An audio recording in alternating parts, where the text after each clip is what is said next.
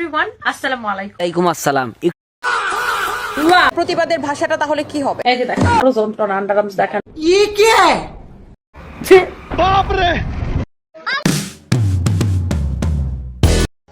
আসসালামু আলাইকুম ওয়া রাহমাতুল্লাহি ওয়া বারাকাতুহু জান্নাতুল ফিরদাউস।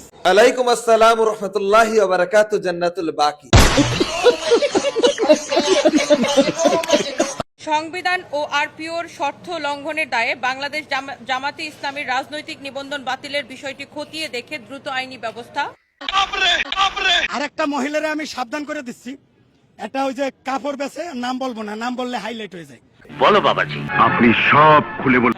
অনলাইনে কাপড় বেচে, কালকে দেখলাম একটা আজে বাজে কথা বলছে জামাতের আমিরে নিয়ে।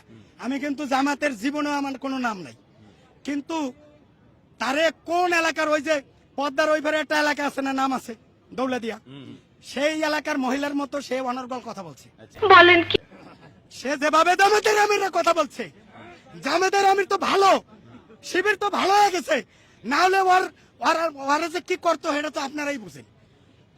আচ্ছা, এখন এটা কতটুকু মানে ওই যেভাবে এই তুই 5ই আগস্টের আগে তুই কইছিলি, তুই যে কইলি যে তাদের নিবন্ধন বাতিল চাই, আমি তো তোর বিয়ে বাতিল চাই। তোর বিয়ে অবৈধ। তুই বুড়ো বেটার সাথে ছিলি, তার টাকা পয়সা লুটে খালি। তুই নিবন্ধন বাতিল চাস। নিবন্ধন কি জিনিস তুই বুঝিস? একে আনতার, একে নিবন্ধন, এটা জামাতের নিবন্ধন, এটা হাসিনা বাতিল করতে নাই। আর তুই কুড়ার ডিম করতে গাইছিস, তুই ভালো হয়ে যাস, নয়তো কিন্তু তোরে ভাইরাল সিদ্দিক হিরো আলম রেজালাম আমি কইছি হিরো আলমের এফডিসি দরকার নাই। তোর নাম যেদিন নিব সেদিনও তুই ফসে যাবি। জামাত ইসলাম কখনোই এই দেশে ক্ষমতায় আসতো না এবং ভবিষ্যতে আসবে না, কারণ এই দেশের নারীরা তাদেরকে মেনে নিবে না এবং আসতে দিবে না। যেখানে এই দেশে হচ্ছে যে নারীর সংখ্যা বেশি, আপনি হয়তো জেনে থাকবেন, সেখানে এই দেশের নারীরা, যারা নারীদের কর্মঘণ্টা নির্ধারণ করতে চায়, যারা নারীদেরকে সম্মান দিতে চায় না, সেই দলকে এই দেশের নারীরা কখনোই ক্ষমতায় নিয়ে আসবে না। ওগর খালিদা না গো। যদি জামাত ইসলাম ক্ষমতায় আসতো তাহলে আমরা কি করতাম? আমরা অবশ্যই এটার আইনগতভাবে যেতাম।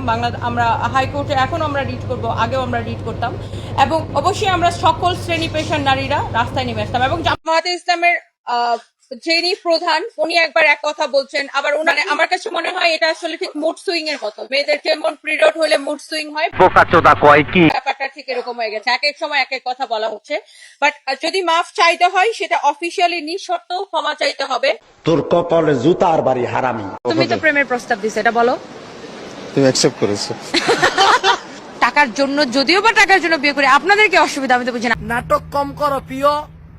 তুমি যে অন্যজনের প্রেমে আসক্ত, ওইটা তোমার ব্যবহারে বোঝা যায় প্রিয়।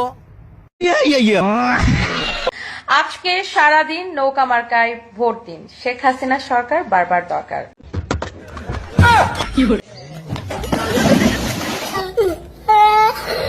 শেখ হাসিনার সালাম নিন, নৌকা মার্কায় ভোট দিন। হ্যালো এভরিওয়ান, আসসালামু আলাইকুম। আই জায়গা পাট খেতে 5 বছর পরে আপনারা বলবেন এদি আসলে একটা মাল রে।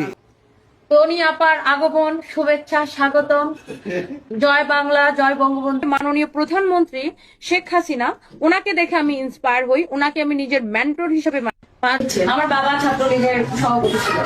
কি কষ্ট? আমার বাবা মারা গেল, আমাদের আসলে আওয়ামী লীগটা সবচেয়ে আমরা খেয়াল করি, আওয়ামী লীগ করি আমাদের দর্শনে, আমাদের সঙ্গে সে আসলে সারা বিশ্বে একজন আওয়ামী লীগের না, সারা বিশ্বের মানুষের কাছে সে একটা বঙ্গবন্ধুর মতো কেউ নেই। এখন ওনার ভাষণ শুনে আমার গায়ের লোম দাঁড়ায় যায়। দ্বিতীয় বিয়ে করার পরে যে সাধাত রহমান, তার দ্বিতীয় হাজবেন্ড যিনি ছিলেন, মারা গেছেন। তো সানভি যখন আমার কাছে আসা যাওয়া করতো, যখনই ঈদের ছুটিতে স্কুল বন্ধ হইলেই আসা যাওয়া করতো, তখন আমি সানভিকে জিজ্ঞেস করতাম যে বাবা তুমি যে ওখানে আছো, তো ওখানে সারফরাজের বাবা মানে মরহুম সাদাত রহমান, উনি মানে তোমাকে কি কোনো ধমক অথবা কোনো অবহেলা অথবা কোনো অনাদরে কি তুমি থাকো? না, উনি আমাকে যথেষ্ট আদর করে। তো সেই জায়গা থেকে আমি খুব আস্থার মধ্যে ছিলাম। যাই হোক, একজন ভদ্রলোক, সে আমার মেয়েকে তার সন্তানের মতো করেই, সারফরাজ যেমন তার সন্তান, আমার মেয়েকেও তার সন্তানের মতো করেই গাইড করতেছে। আমার কোনো টেনশন ছিল না, আমি যথেষ্ট ভালো ছিলাম। যেখানে আমার সাথে তার চুক্তি ছিল যে বাচ্চা আমার কাছে থাকবে, বাচ্চার ভরণ পোষণ, বাচ্চার পড়াশোনা সবকিছু আমি দেখবো, সব খরচ আমি বহন করবো, সেখানে একজন এত বছর পরে অভিভাবক শাস্তে আসছে, এত বছর পরে একজন বাবা শাস্তে আসছে। সুটিয়ে লাল করে দেবো, নোংরামি বার করে দেবো। আমার মনটা যে আজ এলো মেলো কি করি বলো না। আলহামদুলিল্লাহ, জীবনে মনে করেন একটাই শান্তি। এখন রাত কয়টা বাজে?